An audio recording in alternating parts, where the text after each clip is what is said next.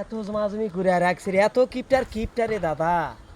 জমি যে আবার কিনবা চাচ্ছেন, আমার তিনি কিনলে কেন কিনা পারবেন, কিন্তু আমার দাদা তিনি কিনতে পারবেন না। দাদা মূলে গান বিক্রি হবে না।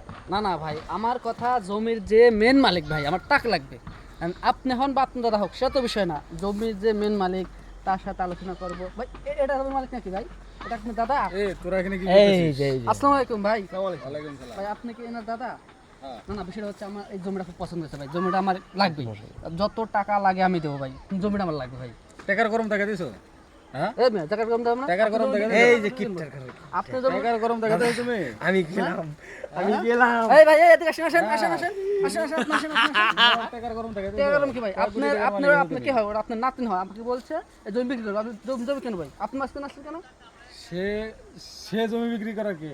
আমি যদি না বিক্রি করি সে কেউ না। সে বলছে তার দাদা জমি, আপনাকে আমি তার দাদা। কে? আপনার দাদা? আমি তার দাদা। আপনি দাদা? ওরে বাবা রে! বেয়াদব হাজিল বলাভান আইছে হ্যাঁ?